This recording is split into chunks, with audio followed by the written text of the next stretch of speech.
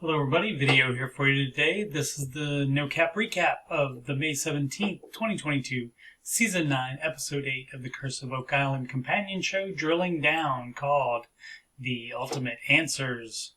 If you missed my recap of Episode 7 of the companion show, there's a link to it in the upper right. Let's get into it.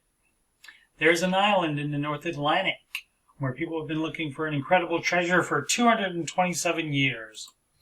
The episode opens in the Midwest War Room at the headquarters of Rock Management in Traverse City, Michigan. Host Maddie Blake asks for one-sentence descriptions that encapsulate where the search for treasure and answers currently stands. Craig Tester starts with, "I definitely believe that significant work was going on in Oak Island prior to the discovery of the money pit."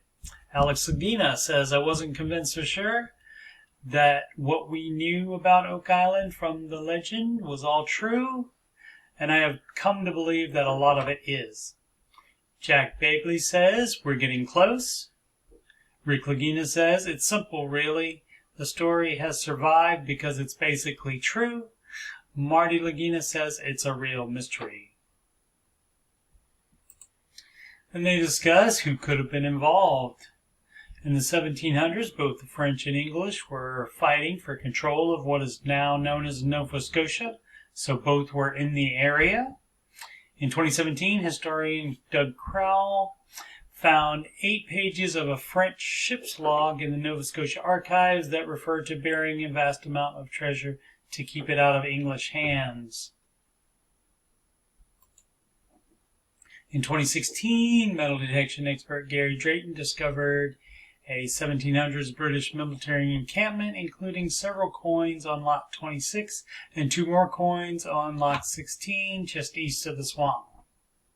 Marty says they've also found many Spanish artifacts, and the end of the most recent season of The Curse of Oak Island highlighted a lot of Portugal connections. Marty goes on to say he divides the Knights Templar into 3 groups: the organization when it was disbanded, then what was rebranded as the Knights of Christ, and lastly, the Freemasons. In the next segment, Marty says it's difficult to say exactly who when the what is unknown. When the money pit was first discovered in 1795, it was thought to be pirate treasure.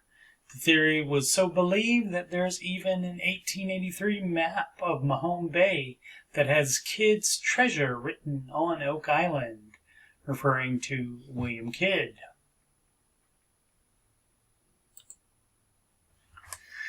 Before he was executed in 1701, Kidd supposedly claimed to have buried his treasure east of Boston. Marty asked Rick when he became convinced that it was more than just treasure. Rick says right away, it's too complex of an undertaking.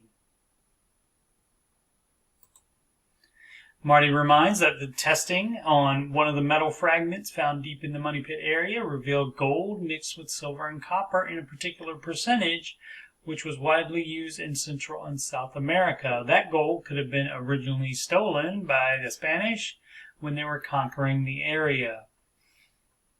In 1641, the Spanish galleon Concepcion was sunk by a hurricane off the northern coast of the Dominican Republic. It was full of looted treasure from the New World and was salvaged by English nobleman William Phipps, who was knighted after delivering the first load of treasure back to England. His second trip resulted in a delivery that was 20 times smaller than the first one. A theory is that he and Freemason Andrew Belcher could have buried some of the Concepcion treasure on Oak Island. Next, they talk about the entire island being a money pit. While the money pit has remained the major focus, Marty says that Dan Blankenship, who was partners with them before his death, as well as Fred Nolan, who began cooperating with the search efforts shortly before his own death, both believed that the answers were spread out all over the island. And now that so many artifacts and man-made workings have been found out of the money pit area, it's only logical to continue to explore the entire island. Next, the findings in the swamp are recapped, including the Spanish 8 Maravedí copper coin, most likely from the 1600s, as well as the worked wood, carbon dated to 660 AD, which takes the when question back even further. They have found many pieces of a ship, but thus far have not unearthed the ship-shaped anomaly found via seismic testing in 2017. Search efforts in the swamp ended early last season because they needed to let the swamp fill again so they could use that water with the industrial wash plant to process the spoils from the 5 excavations in the Money Pit area.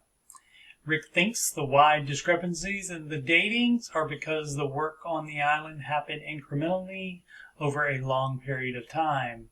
Back to the Knights Templar, they could have conducted operations in secret over generations.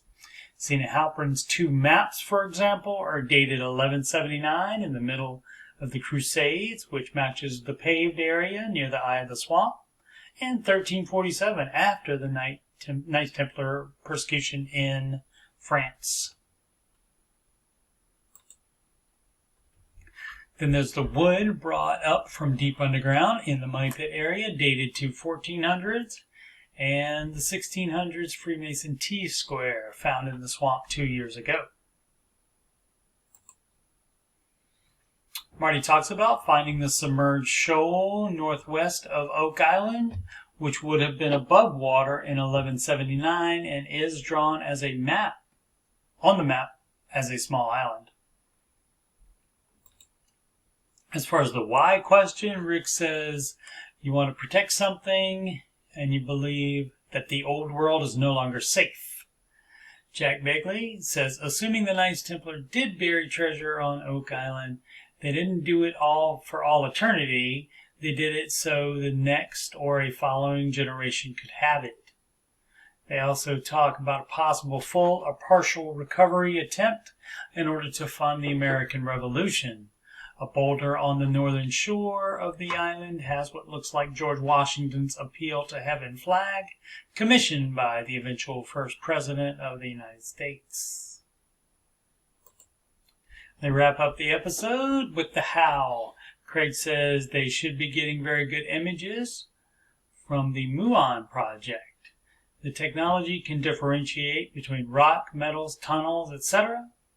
Rick repeats last week's companion show revelation that if they see a target at a specific depth, he would advocate a tunnel instead of a shaft. Marty says that would be the easiest thing they have done in 15 years. Also new information, Craig says the Muon investigation diameter is 200 to 300 feet.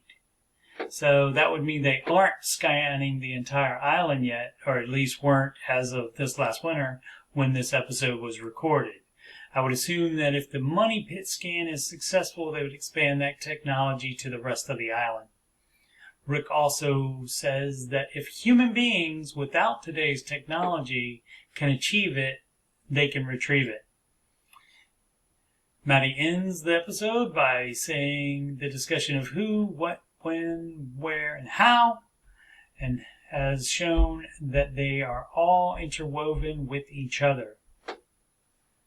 As far as I know, this is the last companion show until season 10 starts up in the fall. If there is another or any other type of show that has any type of Oak Island news on it, I will definitely recap it. I'm Coach Steve Money. I'm a Ramsey Solutions certified financial coach, and you can schedule a free financial coaching consultation assessment with me at calendly.com/Coach Steve Money. These links are at the top of these links are right here, not at the top of the chat, because this is not a live stream. They are in the video description below, though, in addition to being right here on the screen. Email about coaching or anything on my YouTube channel, CoachSteveMoney@gmail.com. Channel donations can go to paypal.me/CoachSteveMoney. You can add me on Instagram at CoachSteveMoney, no spaces. And of course, this YouTube channel is youtube.com/CoachSteveMoney. Please subscribe, like and comment videos. I appreciate everybody's support. Thank you so much for watching.